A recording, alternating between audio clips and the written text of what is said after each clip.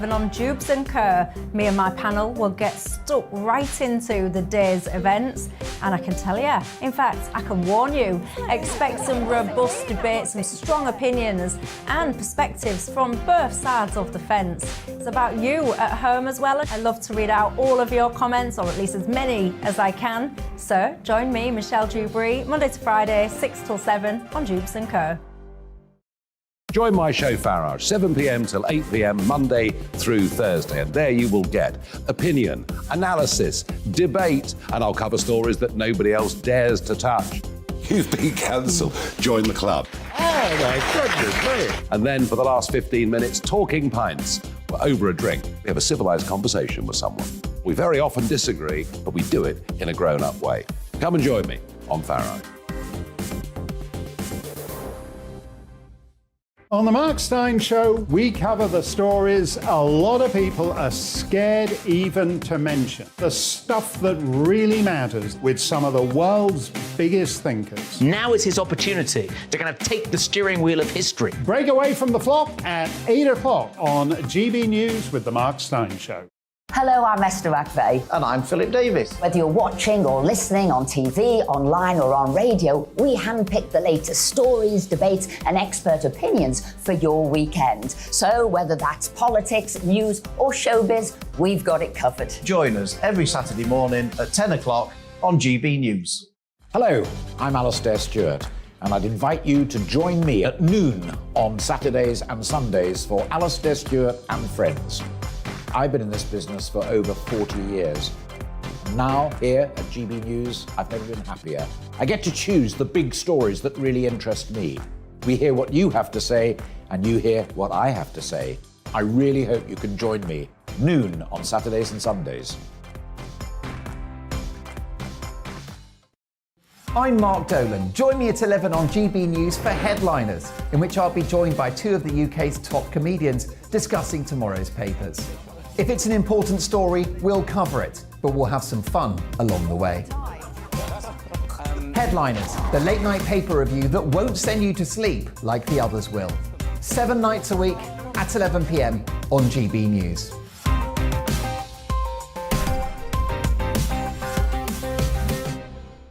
Hi there, it's Stephen and Anne.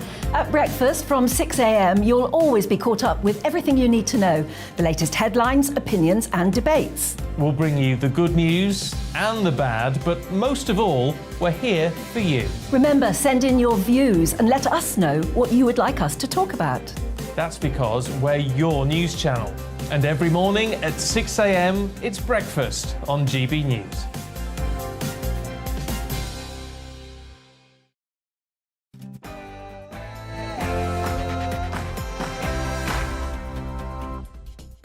Good evening. Tonight, well, the nurses are asking for 17% or they're going to go on strike. Surely they're asking for far too much. The autumn statement next week, the warnings every day get more and more dire about what's going to happen to our taxes. I'm really worried about this. Liam Halligan joins me to discuss that. And on Talking Pints, it is the 11th of November tomorrow, in the middle of that remembrance time of the year.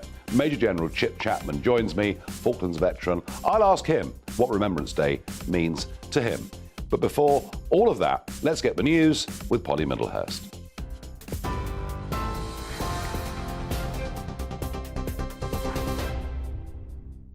Nigel, thank you, and good evening to you. The top story, as you've been hearing, the Prime Minister's been saying nurses' pay is clearly not affordable. His comments come after the Health Secretary, Steve Barclay, said he had had a constructive meeting with the Royal College of Nursing. The union's been urging the government to increase nurses' salaries by 17% or face industrial action across the country. Rishi Sunak says talks will continue. Unions are asking for a 17% pay rise, and I think most people watching will recognise that clearly that's not affordable. And I, of course, recognise the challenges people face, and the way that we resolve these situations is we have an independent body that makes recommendations to the government, and indeed the Health Secretary accepted those recommendations in full, and I'm pleased that he will be sitting down with the unions to see how we can resolve this. Well, that coming on the day that just over 7 million people in England are reported to be waiting to start routine hospital treatment, and that's a new record high. The very latest data released by NHS England shows that over 400,000 patients were waiting more than a year for healthcare. A&E waiting times have also reached their highest level since 2010, and 1 in 5 patients who've had surgery cancelled had to wait longer than 28 days for a new appointment. And in more strike action, teachers in Scotland have today announced their first strike date after voting overwhelmingly for industrial action themselves. Members of the EIS union will walk out on the 24th of November after rejecting a 5% pay increase. Scotland's First Minister, Nicola Sturgeon, says the Scottish Government is limited by their fixed budget. We operate within a fixed budget. That was one of the points I've just been making to the Prime Minister. Without additional resources from the UK Government, there is a hard limit on what the Scottish Government is able to do. Within that, we will continue to talk to trade unions and we will continue to do everything we can to give public sector workers the best possible pay deals. And in slightly more positive news, England manager Gareth Southgate has named his 26-man squad for the World Cup in Qatar, which kicks off in just over a week's time. The FA making the announcement on the England Twitter feed. So, Leicester midfielder James Maddison has been included in the squad, as has Newcastle's Callum Wilson and Man United's Marcus Rashford. Former Tottenham, West Ham and Portsmouth manager Harry Redknapp told GB News it'll take more than skill to win the tournament. Had a great drawing in the last World Cup. We got to the semi-final without really playing a decent team, and then we could get beat by Croatia. If the draw's in our favour, we can miss Argentina or Brazil or whoever. There's no reason we can't go very, very close again. I think we've got a big chance. Harry Redknapp, you're up to date on TV, online and DAB+ radio. You're with GB News, the People's Channel. Let's go back to Farage.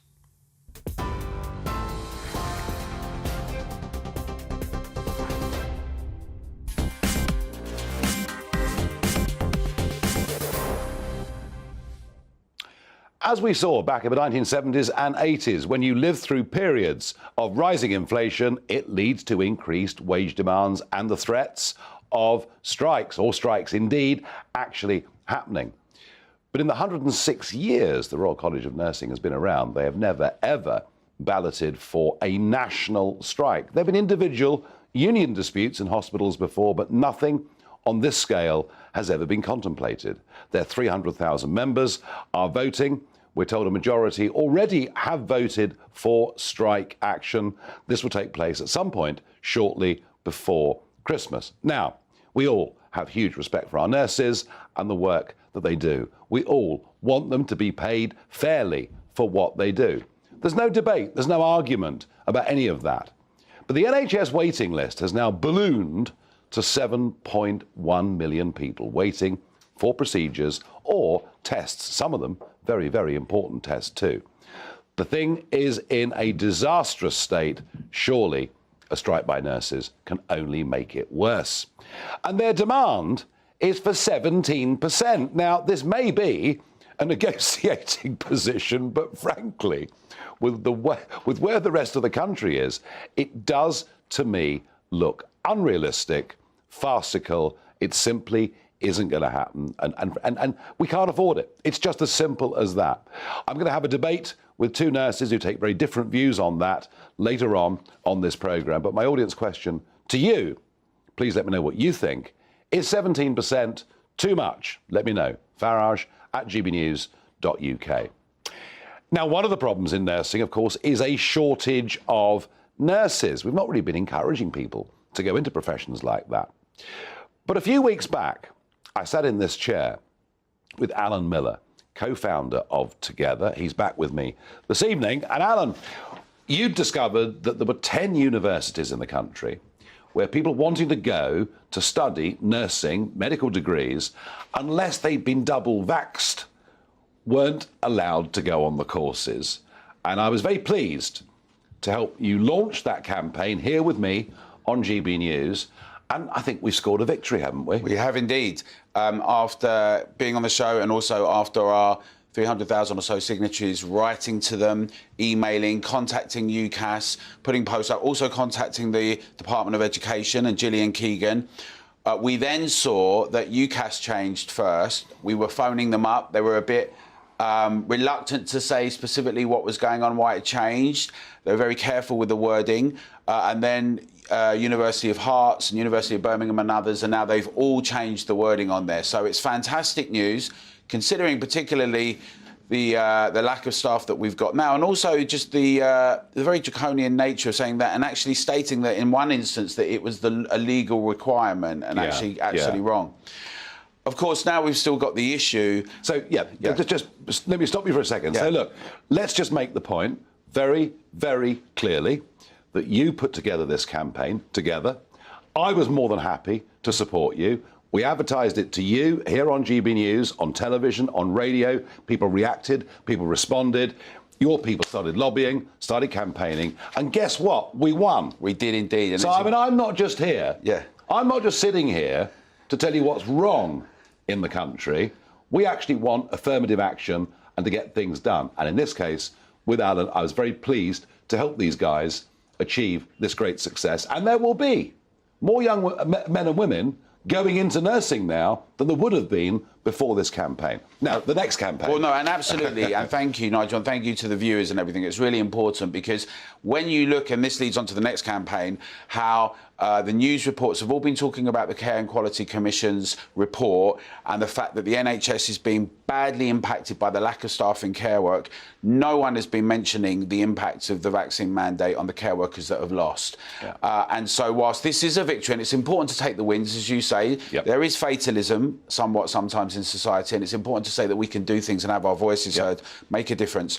But now it's really, really important that we get as many people behind the campaign to get the care workers back, to actually have a recognition of it. There's an opportunity for Steve Barclay and for the DHSC to make a practical, smart move and actually say... There's about 40,000 people left were forced to leave, effectively, the care industry because they didn't have the vaccine. Yes, and, you know, they've done it elsewhere now. In Italy, they've overturned it in Alberta in Canada, and, in fact, in New York with the municipal workers. It's not like it would be the first. And in the context of how... I don't want to say every year we're told that the NHS is in a crisis for the last 15 years, but actually this year, as a consequence of many things, this is putting even more pressure on everything. So this would be an opportunity to have a win, to actually do what politicians should be doing, saying, look, all right, we got this wrong, but how about this is a resolution? I want to help. What can our listeners and viewers do to help you with this campaign? Thank you. If they go to togetherdeclaration.org, they can sign the petition, the letter that will be going to Steve Barclay and the DHSC to reinstate, compensate the care workers. That will be really important. We're building that campaign as we go. That would be a great help, and they can also see us at Together Dec. One more time, where do they go? Togetherdeclaration.org. Togetherdeclaration.org. If you believe we're doing the right thing, please do something about it. I'm hoping Alan Miller comes back in a few weeks' time with another big campaigning victory. Thank you. Thank you, Nigel. Indeed. Brilliant. Thank you. So, it isn't just nursing, and at least the government are in talks with the nursing unions, and that is at least something.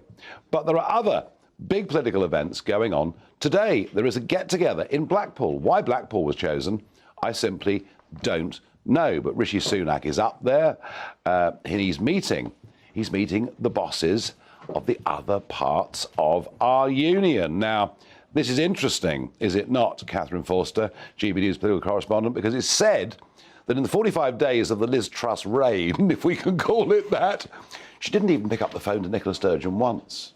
That was quite astonishing, wasn't it? During the leadership campaign, she said that Nicola Sturgeon was an attention seeker and that she thought that attention seekers were best ignored. She then proceeded to go through 7 weeks in office without, as far as I'm aware, actually directly contacting the Scottish First Minister at all. And, of course, with Boris Johnson, Nicola Sturgeon, as we know, loathed. You could see the very famous picture of the meeting. Boris Johnson was loved by many, but loathed by many in Scotland, and in many ways was a great electoral asset for Nicola Sturgeon. But today, the pictures with new Prime Minister Rishi Sunak, they are all smiles, looking very civil, looking very friendly. The new Chuckle Brothers. Let's see. Let's see. I doubt it. But no, it is good, you know, that everyone's getting together today. But we've still got a problem, haven't we? Yes, of course, the SNP want a referendum and the government aren't going to give it. But the Northern Ireland question keeps coming back again and again and again. I'm a bit lost as to where we are. Chris Heaton-Harris, the Northern Ireland Secretary, is saying he would have to call an election because they can't form a government, because the DUP won't accept the protocol. Where are we with all of this? Well, we'll have to see if anything actually comes out of it. But it does seem like the mood music over the last few months has shifted dramatically. We've gone from Liz Truss issuing threats about Article 16 to much more positive noises. And the sound that both sides, both in Brussels, in Dublin, in London, are actively looking for a deal. I think three things, really. First of all, the protocol clearly isn't working. It's causing massive problems to trade between the mainland and Northern Ireland. It's having a huge negative effect on businesses, and I think the EU has finally recognised that it just cannot continue as it is. I think also time has gone past since Brexit. They've finally realised we have left. Maybe some of the bitterness, maybe some of the anger has dissipated. And also, I think it's time. And clearly, too, it will be 25 years next April since the Good Friday Agreement was signed. And I think all round, that is really focusing minds. They would like to get this sorted because come next April, President Joe Biden is going to be visiting. How will it look if there is still no government in Northern Ireland 25 years on? Compromises in the air, you think? Those are the noises. Let's see. But Chris Heaton-Harris, the Northern Ireland Secretary, is making noises, was asked about, will we still be talking about the protocol in 6 months, and said, God, I hope not. So let's hope not. Catherine Forster, thank you very much indeed. Oh dear, compromise with the EU. That normally means we're giving in. We'll find out. In a moment, we're going to talk next week. We're going to talk the autumn statement. With every day that goes by, the threat of tax rises and the direct threat to small businesses gets worse. Do Jeremy Hunt and Rishi Sunak really mean this? I'm going to ask Liam Halligan that question in just a moment.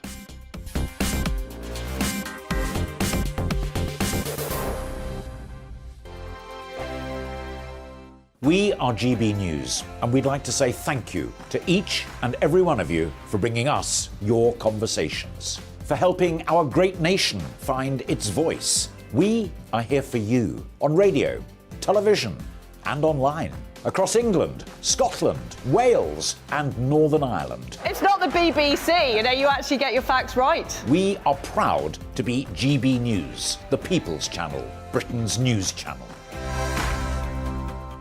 I'm Dan Wootton. Join me Monday to Thursday from 9 to 11 for the feistiest and most fun news debate on TV, where free speech reigns. I'll bring you a sharp take on the day's biggest stories, bombshell newsmaker interviews, and A-list guests. And I guarantee you, no spin, no bias, no censorship, and no reason to go to bed. That's Dan Wootton Tonight, Monday to Thursdays from 9 on GB News.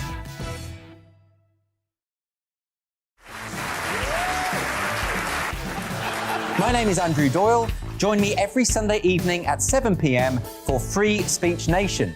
This is a show where we address current affairs and news stories of the week with the help of two wonderful comedian panellists. I brought in comics because I want to give it a lighter edge, and also they work for less. See you there.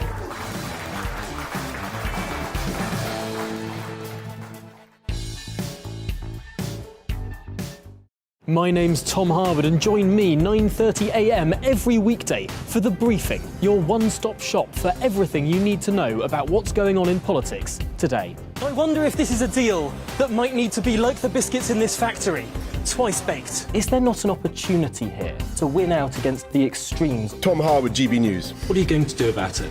Things should have been done differently, and they certainly are being done differently. Don't miss it. The Briefing with me, Tom Harwood, 9:30 Monday to Friday on GB News.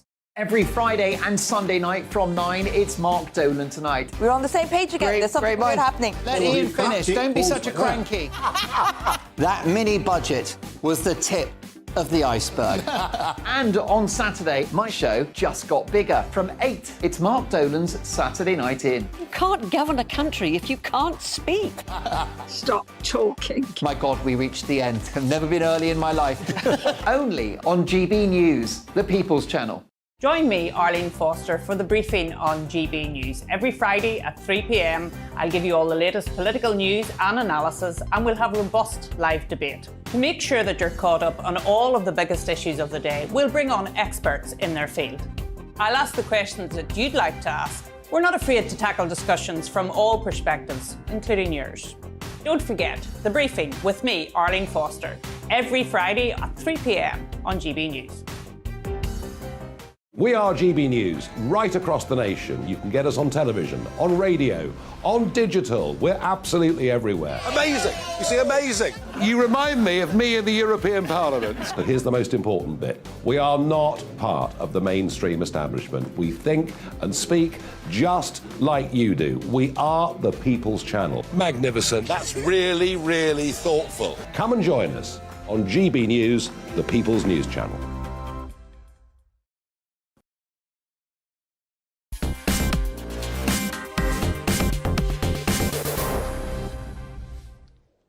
So is 17% too much? I think it is. Rack says, it's ludicrous. I find it insulting about being in the front line. My fella is in the military. Yep. And she goes on to say, pay freeze, no right to strike, and on the actual front line. Wow, that's quite a powerful comment. Thank you for that. One viewer says, absolutely ridiculous, well above inflation. I haven't had a pay rise for the last 2 years due to COVID. I'm just lucky to be in employment. Not much sympathy coming out here. Pauline says they need the money, but 17% is out of the question at this moment in time. And finally, another viewer says, asking for a 17% pay rise is laughable. Well, I think it probably is. But it isn't pay rises that I'm really worried about at the moment. It's tax rises. That brief 45-day period where we actually thought conservatism meant reducing the size of the state and reducing the tax burden.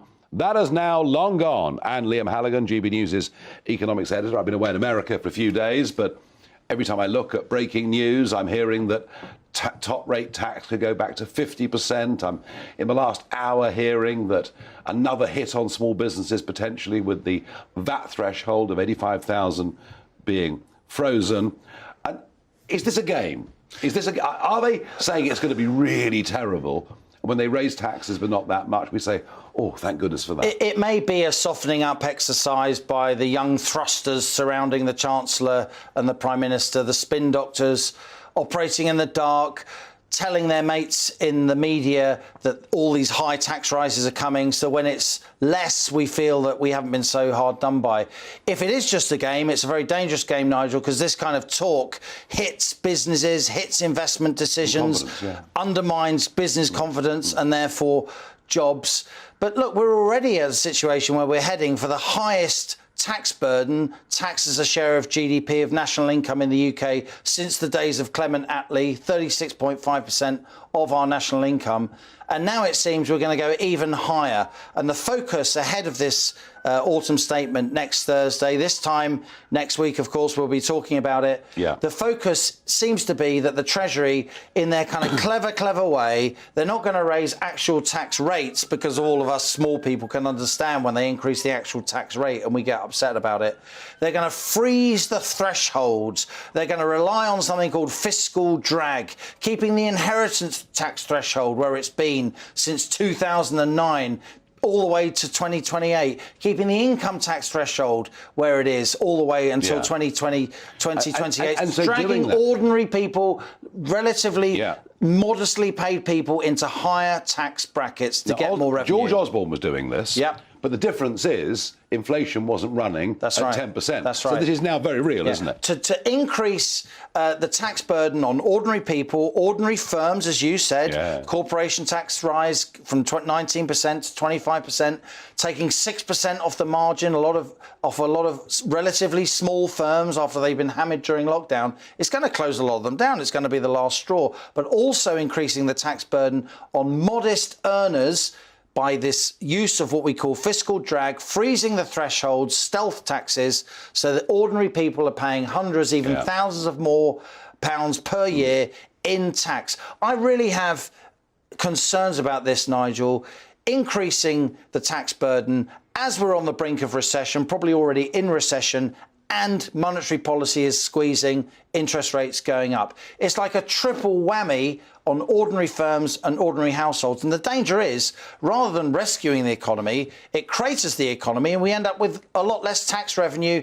and deeper in the fiscal hole anyway. And this is Treasury orthodoxy, is it? Because this is the Treasury orthodoxy that Liz Truss and Kwasi Kwarteng were fighting against. And of course, they did too much too soon. You and I have talked on your show about this over the last couple of weeks. They did do too much too soon. But the intelligent response to that mini budget isn't to say, oh, the only alternative is to raise taxes even more from where they already are. The intelligent response is to take the country with you, is to do things gradually, is to win the arguments, is to reassure the markets as you go, is to say that the Bank of England shouldn't be selling loads of bonds back to the market at the same time that the government's announcing that it might want to borrow a bit more. The whole thing was very badly coordinated. The mini budget, of course, was politically clumsy, but the response shouldn't be to raise taxes even more, Nigel, when we're on the brink of recession.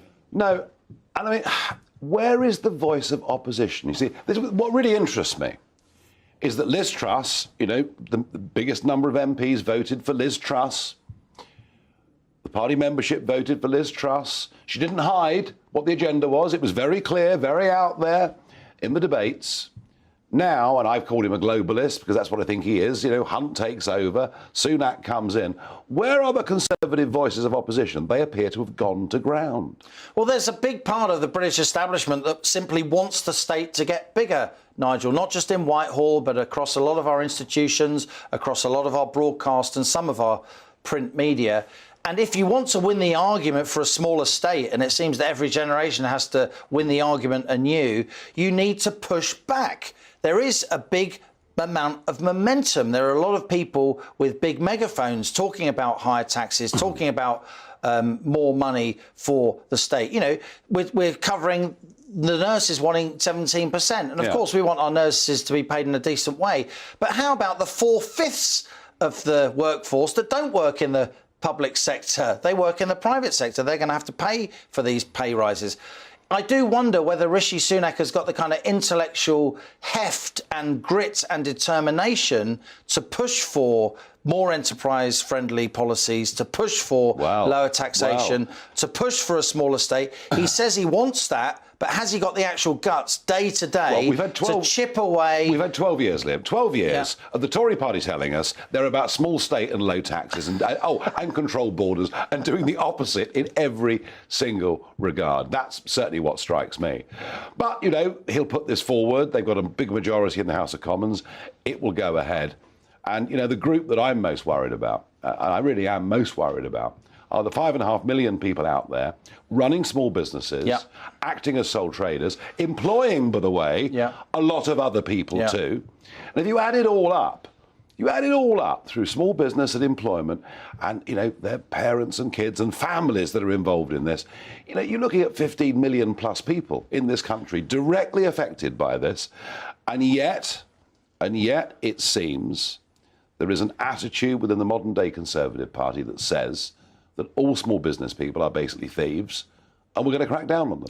You know, Rishi Sunak, he's got all this kind of flashy experience in investment banks and big asset management companies, but does he really understand how to run a small business, how to meet payroll at the end of the week, not every month, because a lot of people are paid weekly, of course, still, to actually build a business and create something from nothing? Or is he just all about hooking his wagon up to already very well-known and prestigious institutions in business?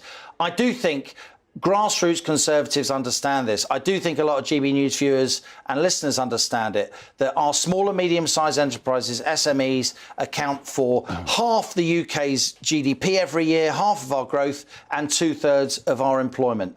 And if a Conservative government can't stand up for those people, then what is the point of a Conservative government? And my concern is that as this autumn statement, with this hike in corporation tax, with this potential freeze on the VAT threshold, as you said, with stealth taxes on ordinary people on ordinary wages, it could very, very easily backfire. It may be what the Treasury mandarins want, but I don't think it's what the country wants. We want to know what you think about this. And next week, we're going to do a Farage at Large in Southampton. Liam is coming with me. We've chosen Southampton because it's one of those parts of the country where there are lots and lots of small entrepreneurs, people who've set up their own businesses, some in tech, some in other sectors. So it's Farage at Large, Southampton, 7 p.m. live next week, you know, and go to gbnews.uk. But this is not the normal first come, first served cavalry charge, right? Because I always say to you, if you want to come, you better book, because it'll be full by tomorrow morning. No. We want people to come in that audience, please, who are involved in small business, involved in business. You can be running your own business, you can be working for a small business, but we want to get the evening of that autumn statement, we want to get the instinctive reaction from business out in the country, real business out in the country, and not just the major corporations who will appear on the BBC News that night, giving their response to the autumn statement. So, Farage at Large, 7 p.m, Southampton next week, gbnews.uk, but we particularly want people involved in business in the Southampton area, and we're going to get your take on what happens next Thursday. Hopefully, it won't be quite as horrific as it's been advertised thus far. But I didn't get much optimism from Mr. Halligan just then. I really didn't. Liam, thank you very much indeed. So, but there's never been a strike in the 106 years that the Royal College of Nursing has been around. There's never been a national strike. There have been individual disputes. There was a strike in Northern Ireland at one point. Unison had some industrial action, but there's never been a strike. And it is actually quite, I think, a shock to an awful lot of people. Sarah Jane Palmer, nurse, writer, pamphleteer, I think I'll call you, because you've written so many pamphlets on this subject. I suppose it's fair to have a ballot of nurses to see what they think. How do you feel about a national nursing strike? I feel it would be morally abhorrent to have a strike, especially on the basis that 17% is what's being demanded. It's just completely unreasonable. 7% above inflation. Inflation's at 10% and many people won't even get 1%. So it's unfair to society, and it also puts so many people at risk as well. Now, the argument put is that over the last decade or so, that nurses' pay has fallen behind. You know, the average nurse's salary is about £34,000, I think. I mean, clearly there are some earning more than that and some earning less than that. It's not a great deal of money given what things cost these days. That's the argument. Our wages didn't keep up over the course of the last 10 years. Yeah, but really, a few years ago, they had the 15% rise to catch up with some of the real terms losses that were seen when they had, I think there was a cap on of 1%. And then since then, yeah, there's been some degree of loss, but then so has there been for everybody else in society. So I feel it's unreasonable to then demand 17%. Yeah, and on the basis of that to actually strike, I think that's what's morally wrong. The strike is morally wrong. Yeah, it would put patients at risk. There's been a study that shows in America when they had a nurses' strike that mortality rose by 19%, hospital readmissions rose by 6.5%. So we're looking at people suffering, potentially dying as a result of this action. And I think that that's negligent behaviour, really. Well, Sarah Jane Palmer feels very strongly that it would be morally wrong for nurses to strike, and she cites other examples of where that could lead to increased mortality, more readmissions for patients, and serious problems. But Fatima Kamara, you are a Labour local councillor, a former NHS nurse, but you feel this strike is justified? I would say, Nigel, that a strike, for it to get to a point where nurses have to strike, and the first time in its history, is quite profound. I would say that because of my experience as a nurse and what I've seen firsthand, so sort of a lived experience in terms of the challenges that nurses face in general. In terms of having a strike, it had taken a lot for nurses to come to this point, and the RCN to say, we really need to have this addressed. Because I think it feels like without having the attention of the government to sit down and have a proper adult conversation with nurses has brought us to this point where we're at. Well, there is a conversation going on now, isn't there? Because I know that the Health Secretary, Steve Barclay, he had a meeting with the General Secretary of the RCN, Pat Cullen, earlier on today. So there are at least civilised conversations going on. But, and I discussed with Sarah Jane the fact that nurses' pay has fallen behind over that. And I get that. I understand that, and you say to me this is not some sort of hardline left-wing militant thing. This is people that have been pushed too far. But come on, 17% is ludicrous, isn't it? Nigel, nurses haven't had a pay rise in years. If you look back, we used to have the Agenda for Change payment scheme where every year nurses' salary were actually reviewed and accordingly adjusted. That hasn't happened for a long time. I understand that. I get that. And I understand that. But we are now where we are. We are a country that has had to borrow hundreds of billions through the pandemic. We are a country in which most people in the private sector will not get pay rises in line with inflation. They'll be lucky if they get 5%. And to say things didn't go the way they ought to have done in the last decade, OK, fine. But right now, 17% looks ludicrous. 17% is basically, first, I think we really need to clarify that it's not about the money to start off with, number one. It's actually the dire situation within the National Health Service. So firstly, with regards to staffing, with regards to staff retention, but also the staff morale, which really, nobody can actually pay and support. But that's not just money, is it? Yeah, it is not just money. So those are the things that we really need to look at as an overview. So when you say 17%, and if you look aside, go back in terms of the pay increase that they haven't received, that really makes sense. But you couldn't pick a worse moment at which to ask for 17%, given the state of national finances. Let me just come back. Sarah Jane, there's a very impassioned plea there from Fatima. She's saying that a lot of people, a lot of nurses have been pushed, just too far. The cost of living rises in every household are very, very real. And I mean, she makes a reasonable case, but I want you to ask her about this question of striking. You think it's morally wrong to strike? Yeah, absolutely. Because of the work that nurses do?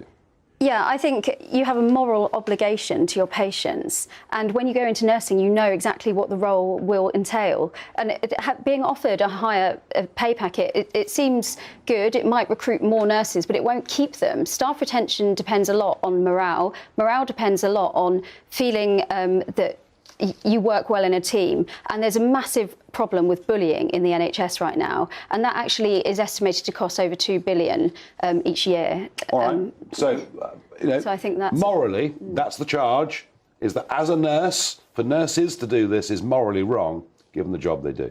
I don't think so, because actually, let's just put a bit of context to it, OK? So with regards to the strike, of all the 311 employers within the National Health Service, it's only 176 that would take part in the strike to start off with. So, and also what that means is, even the trust and employers that are going ahead with the strike, what that means is, your emergency services, there's certain sections and parts of the NHS that staff would not participate but it still has an in impact. the strike. It would still have an impact.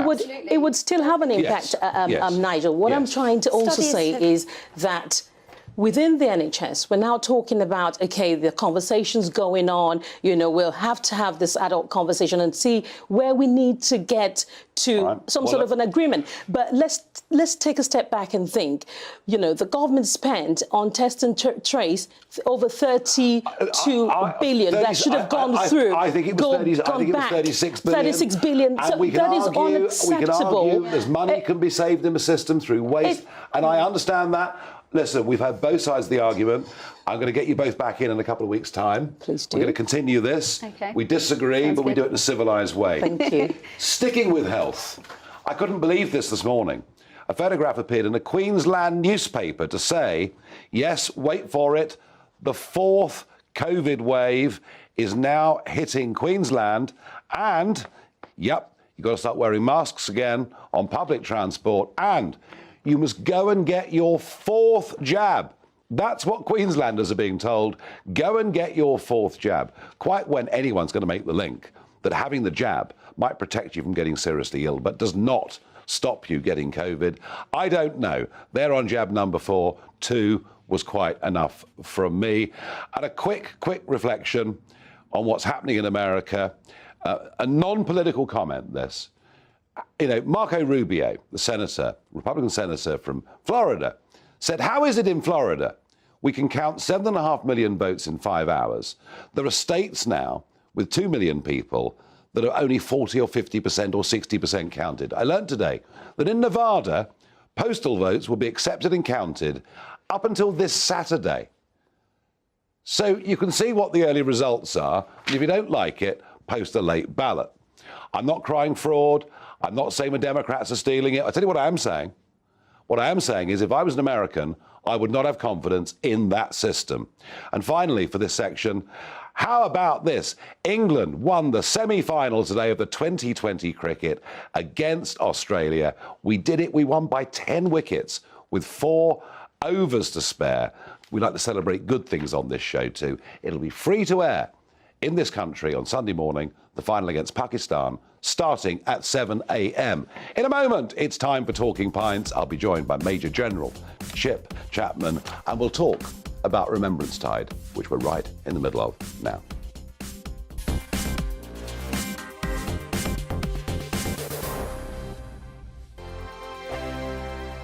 Hello there, it's Eamon Holmes here from Breakfast on GB News. We're not just on your television and your screens, you know. We're on DAB plus digital radio, so you can listen to your favourite shows on the move. If you've not yet listened to GB News Radio, it's very simple. We're on your radio player and TuneIn apps, on your smart speaker, phone or tablet, or online at gbnews.uk. Take us with you wherever you go. GB News Radio. You never have to miss a moment of the People's Channel.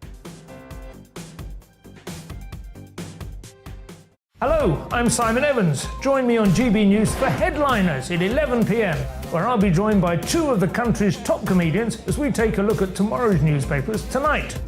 If it's a big story, we'll be covering it, I guarantee, but we'll also have some fun along the way. That's GB News Headliners at 11 p.m. We won't put you to sleep, unlike some of the other paper review shows out there.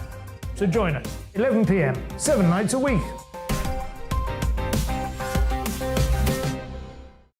I'm Mark White. As GB News Home and Security Editor, I cover those key issues that are so important to you. Our authorities, our communities doing all they can to combat violent crime. With the public services under unbearable strain, why are we still failing to control our borders? Defence, the first priority of any government, has been continually hollowed out. Can we trust our politicians to protect the armed forces? Join me, Mark White, on GB News.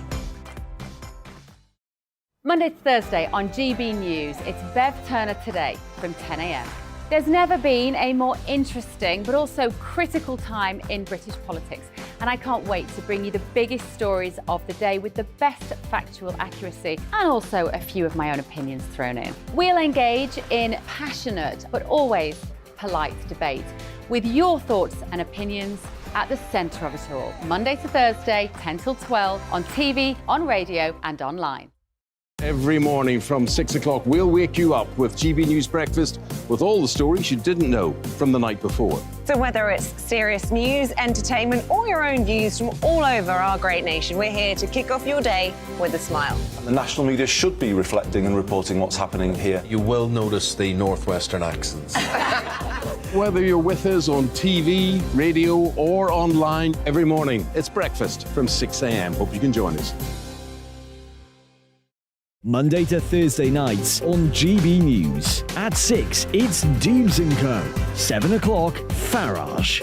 At 8, join Mark Stein. And at 9, Dan Wootton Tonight, followed by Headliners. On TV, radio and online. This is GB News.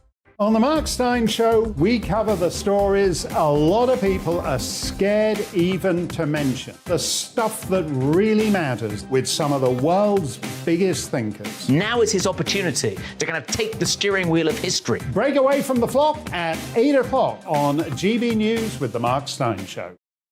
We are GB News. And we'd like to say thank you To each and every one of you. for helping our great nation Find its voice. We're absolutely everywhere. across England, Scotland, Wales and Northern Ireland. On TV, On radio, and online. We're proud to be the People's Channel, Britain's News channel.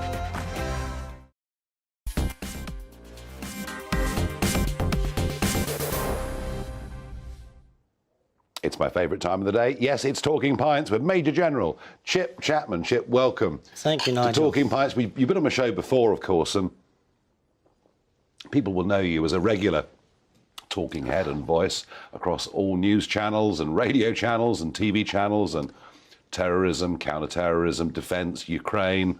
These are your areas of great expertise. But I've got to go back to the very beginning of all of this. You know, what makes a young teenage lad decide, right, it's the army for me? Well, you have to go back to motivation, really. So the thing which really motivated me throughout my life was the fact that I took my Maths O-level a year early and failed it. And I decided from there on in that I would always seek to achieve and be the best that I could be at anything I did. And when I was about 17, I did get my Maths O-level. So failure helped you in a way? Failure helped me.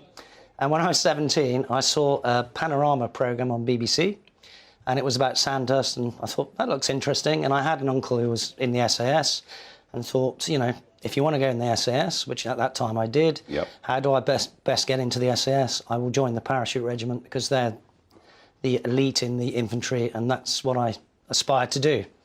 So you go to university, you get a first. I did, yeah. You go to Sandhurst, and you know, do well, and you come out of Sandhurst.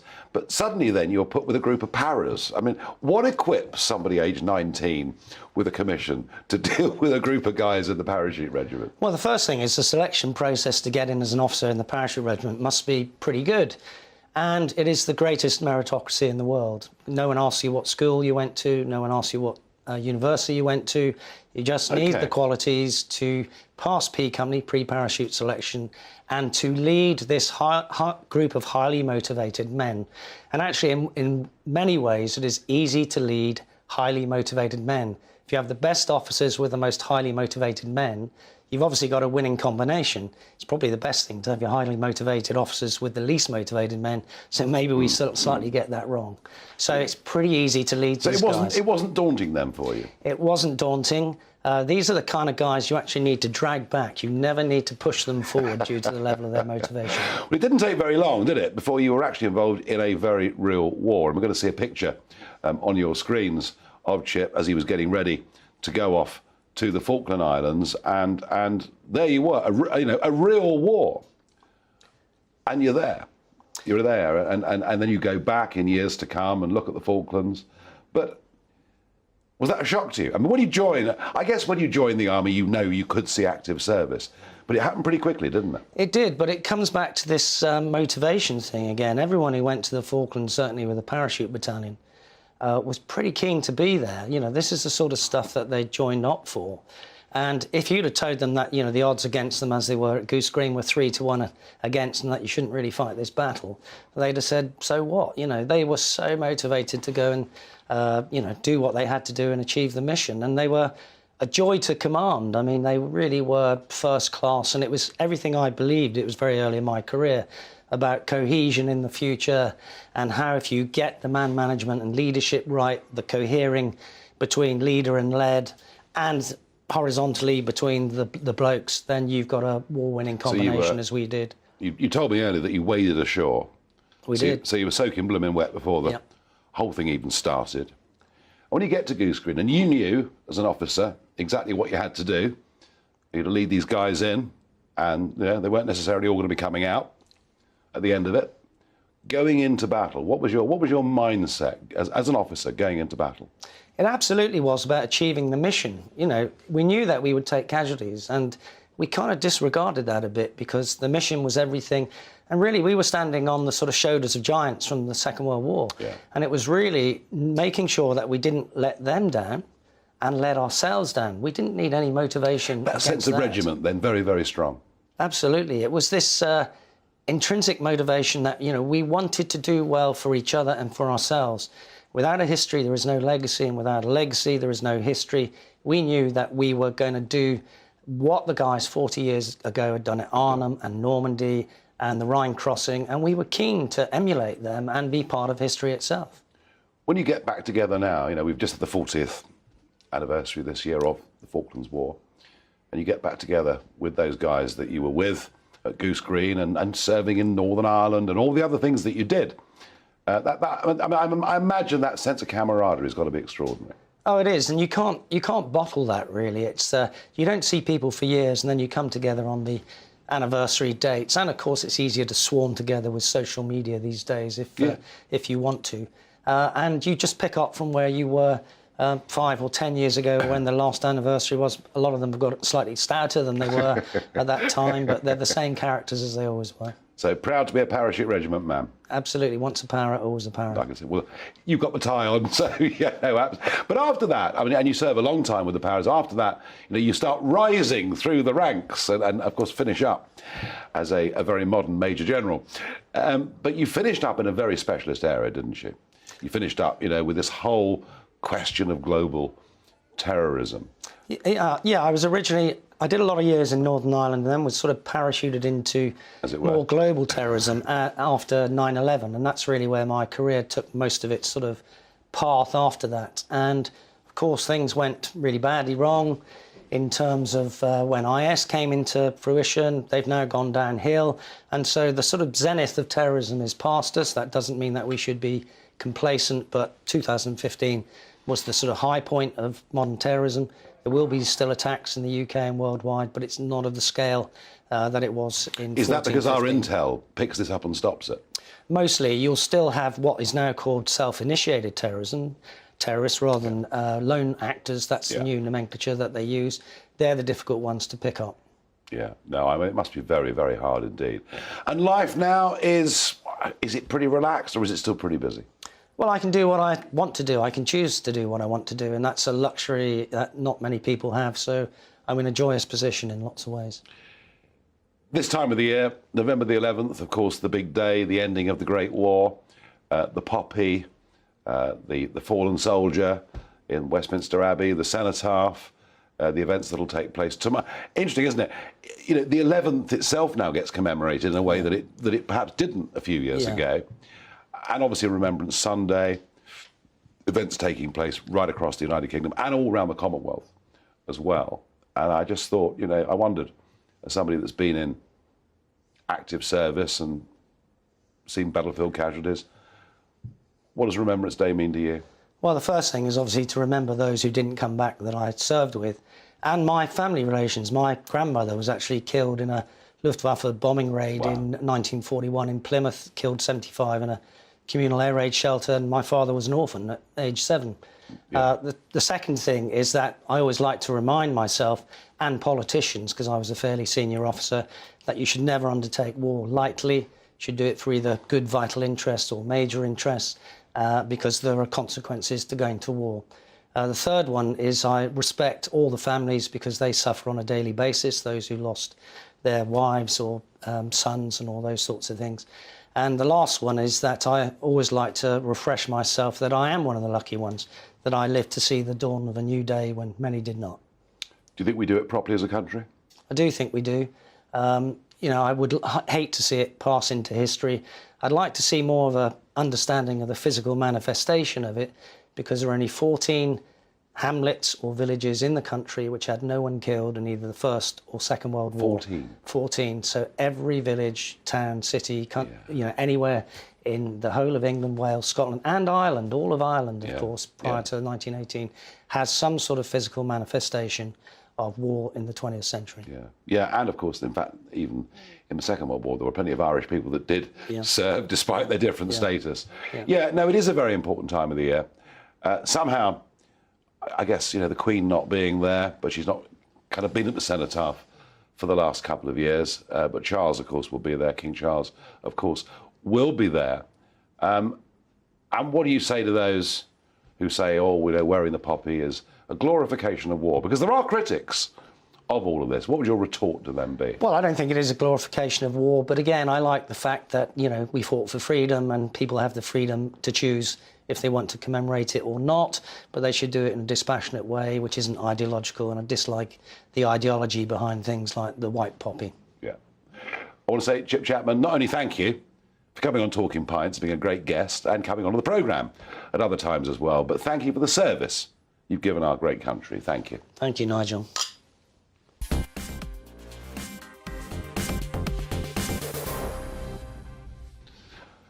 OK, we've got time for Barrage the Farage. I've no idea what's before me. I've kept the Major General here in case the questions are too tough. Let's have a go. Steve asks, do you think that if Trump is re-elected, he will settle the war in Ukraine? I'll tell you what I think. I think if Trump was still in the White House, Putin would not have invaded Ukraine. He saw Biden unilaterally pull out the last few American troops, give the whole thing back to the Taliban, and I believe that Putin played on that weakness. What say you, Major General? I say that he made 3 mistakes. The first one was he underestimated the strength of the Russian army. The second one was he underestimated the fact that Ukraine had risen to its nationhood. And the third one was he actually underestimated the American response because he did think that the West had been weakened after the withdrawal from Afghanistan. That was the trigger, wasn't it? It was one of the triggers. Yeah, what a diplomatic answer. Very, very good. That's why he reached the very top, you see. Now, the next one. Ryan asks, could the US Supreme Court reduce the number of postal votes and ballot harvesting? Ryan, it is a United States of America. We forget, actually, just how much autonomy the individual states have. And so the way election law works, it actually works state by state. And the point Marco Rubio was making, which I mentioned earlier, was that some states can actually manage elections, others can't. But the whole thing is a complete shambles. So no, this is not a US Supreme. This is not ultimately up to the Supreme Court. It's up to the individual Supreme Courts, state by state, to deal with. But it is a farce that America is unable to conduct elections. How can it be in Arizona, where I was yesterday? They've still only counted 75% of the votes to see who's going to be the next governor. It is absolutely ridiculous, and it leads to very, very deep suspicion. So, I'm sorry, it's no good. What's the best, what's that one say? What's the best pint chaser? Oh, no, I'm not going to get into that. We did have one Talking Pints guest, Stephen Pound, the former Labour MP, who came on with a pint of Guinness, Anna Mackeson's. Talking Pints is not a drinking contest. Talking Pints is about two people having a chat over a drink. In a moment, Mark Stein will take over, but first, let's get the all-important weather. Evening, I'm Alex Deakin with your latest weather update. Tomorrow will be fairly similar to today. A lot of cloud, gusty winds and exceptionally mild. It will still be very wet across northwest Scotland as well, where this weather front has never really shifted. Follow the isobars. They come all the way up from the far southwest, bringing with them very mild air, but also quite a lot of cloud, and particularly close to this weather front, persistent and heavy rains. We do have a Met Office yellow warning in place. There could be some further issues, maybe 100 millimetres of rain or more over the hills in this part of the world, potentially causing some flooding. A bit of drizzle elsewhere around the hills of Wales and northwest England, but many places dry. Look at these overnight temperatures, many areas staying in the teens, potentially record-breaking in some locations. Gusty winds through the night and in the morning across southeast Scotland. So we have another Met Office yellow warning in place here, particularly lively gusts, which could be dangerous for high-sided vehicles. The rain through the course of tomorrow pushes a bit further south into Scotland and across more eastern parts of Northern Ireland. Again, for most of England and Wales, it's dry. A lot of cloud, but some breaks in the cloud, a bit of sunshine. could see temperatures up as high as 18 Celsius, so incredibly mild for the time of year. That rain will edge perhaps into northwest England, maybe northwest Wales for a time on Friday evening, before then starting to move back further north as we go into Saturday. So maybe a dull, damp start for southern Scotland and Northern Ireland, but that rain will clear away to the north on Saturday. England and Wales could be quite murky, a lot of mist and low cloud around into this weekend. But if that clears and we see a bit of sunshine, well, the winds will be lighter and temperatures could be higher still, perhaps 19 degrees, say, in North Wales, and even where it's cloudy and murky, we'll still see temperatures in the mid-teens. So the mild theme continues. Sunday's a similar day. Again, could be quite misty and murky. Most places, though, will be dry, and if it brightens up, it really will feel mild with lighter winds.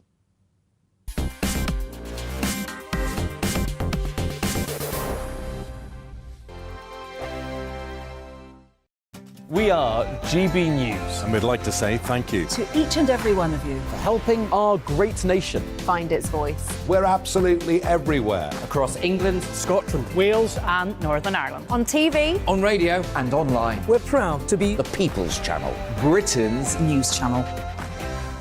Hello, I'm Michelle Dewberry, and you can join me every weekday 6 till 7 on Jubes and Kerr. Me and my panel will get stuck right into the day's events, and I can tell you, in fact, I can warn you, expect some robust debates, some strong opinions and perspectives from both sides of the fence. It's about you at home as well. I love to read out all of your comments, or at least as many as I can. So join me, Michelle Dewberry, Monday to Friday, 6 till 7 on Jubes and Kerr.